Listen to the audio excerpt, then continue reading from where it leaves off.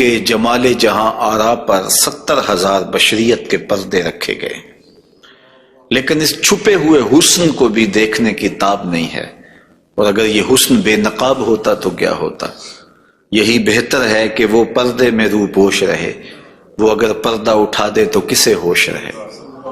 حضرت شاہ ولی اللہ محدث دہلوی علیہ رحمہ نے اپنے والد حضرت شاہ عبد الرحیم محدث دہلوی علیہ رحمہ سے روایت کیا ہے کہ میرے والد شاہ عبد الرحیم خواب میں حضور کی زیارت کی، اور یہ بات آپ اچھی طرح جانتے ہیں کہ جس نے حضور کو خواب میں دیکھا اس نے حضور کو ہی دیکھا۔ شیطان خواب میں آ کر بھی حضور کی مثل ہونے کا دعویٰ نہیں کر سکتا۔ تو خواب میں حضور کو دیکھا اور عرض کی، یا رسول اللہ صلی اللہ علیہ وسلم، آپ نے فرمایا ہے انا املہ و اخی یوسف اسبہ، میں نمکین حسن والا ہوں اور میرا بھائی یوسف میٹھے حسن والا تھا۔ وہاں تو زنان مصر کی انگلیاں کٹ گئیں، اور یہاں ایسا کوئی واقعہ پیش نہیں آیا، جبکہ حسن ملی حسن سبی کی نسبت زیادہ پرکشش ہوتا ہے، تو وہاں انگلیاں کٹ گئیں اور یہاں ایسا کوئی واقعہ پیش نہیں آیا، تو اس کی کیا وجہ ہے؟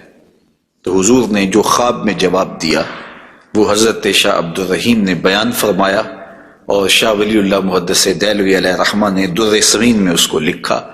آقا کریم نے فرمایا جمالی مستور عن اعین الناس غیرۃ من اللہ، اے عبد الرحیم، اللہ نے غیرت محبت کی وجہ سے میرے حسن کو لوگوں کی نظروں سے چھپا کے رکھا ہے۔ کوئی محب نہیں چاہتا کہ میرا محبوب کوئی دیکھے۔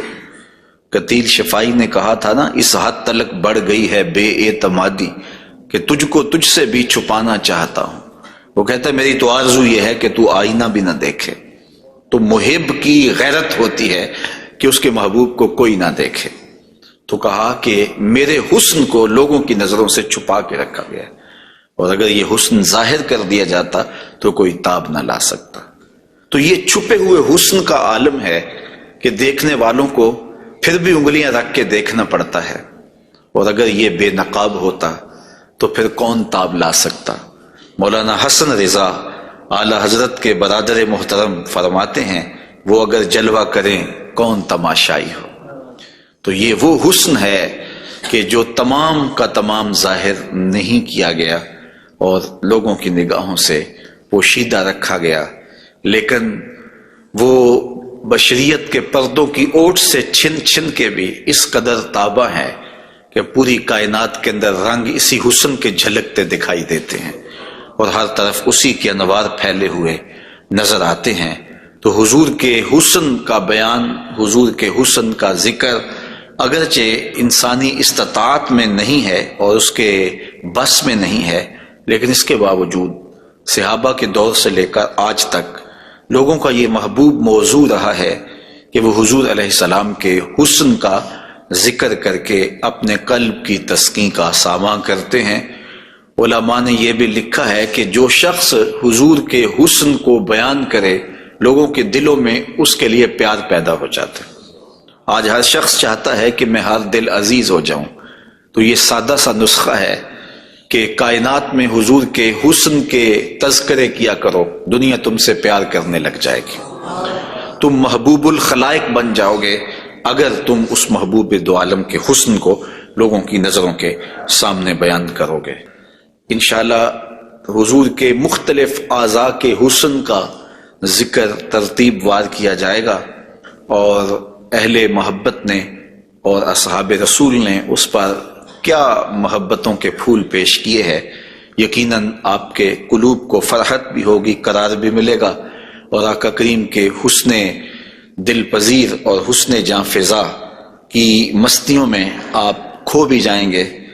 حضرت جابر بن سمرہ رضی اللہ تعالی عنہ فرماتے ہیں کہ لیلۃ الادحیان تھی، 14ویں رات کا چاند تھا، اور حضور یمنی چادر اوڑے ہوئے استراحت فرما رہے تھے، اور میں کبھی آسمان کو دیکھتا تھا، کبھی حضور کے جمال جہاں آرا کو دیکھتا تھا، اور یہ سوچتا تھا کہ میں فیصلہ کروں کہ آسمان کا چاند سونا ہے یا مدینے کا چاند سونا ہے۔ تو حضرت جابر بن سامرہ رضی اللہ تعالیٰ عنہ فرماتے ہیں پھر میں نے فیصلہ کیا فائزہ ہوا احسن عندی من القمر، میں نے کہا آسمان کا چاند نہیں مدینے کا چاند سونا ہے، چونکہ چاند کی چمک بھی حضور کے در کی خیرات ہے۔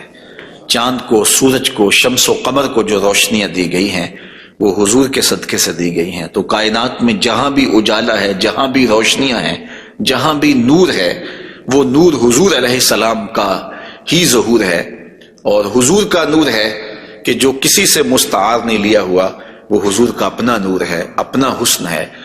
علامہ بوصیری علیہ الرحمہ نے کتنی خوبصورت بات کہی، منزہ عن شریک فی محاسنہ فجوہر الحسن فیہ غیر منقسم، کہ حضور اپنے محاسن میں، اپنے کمالات میں کسی شریک سے منزہ ہیں، اور آپ کا جوہر حسن جو ہے وہ غیر منقسم ہے۔ تو حضور کا حسن کسی سے مستعار نہیں لیا ہوا، بلکہ پوری کائنات کو جو حسن ملا ہے وہ حضور کی دہلیز کی عطا ہے، حضور کی چوکھٹ کی خیرات ہے۔ تو زمانہ چمک رہا ہے تو حضور کے انوار سے، اور بریلی سے آج بھی آواز آ رہی ہے، چمک تجھ سے پاتے ہیں سب پانے والے، میرا دل بھی چمکا دے چمکانے والے۔ تو ساری روشنیاں اسی دہلیز سے پھوٹتی ہیں، اسی در سے پھوٹتی ہیں، سارے اجالے اسی چوکھٹ سے نکلتے ہیں۔ اللہ نے اپنے محبوب علیہ السلام کو جو حسن دیا، جو جمال دیا، حضرت برا بن عازب رضی اللہ تعالیٰ عنہ بیان فرماتے ہیں، امام بخاری و مسلم نے اس کو روایت کیا ہے، کان رسول اللہ صلی اللہ علیہ وسلم احسن الناس وجہا، کائنات میں جتنا سونا چہرہ میرے حضور کا تھا کسی کا تھا ہی نہیں، سب سے زیادہ سونا اور خوبصورت چہرہ اللہ نے اپنے محبوب کو عطا کیا ہے۔ اور حضرت ابو ہریرہ رضی اللہ تعالی عنہ سے معروف روایت ہے، جس کو امام ترمذی نے اور باقی محدثین نے روایت کی۔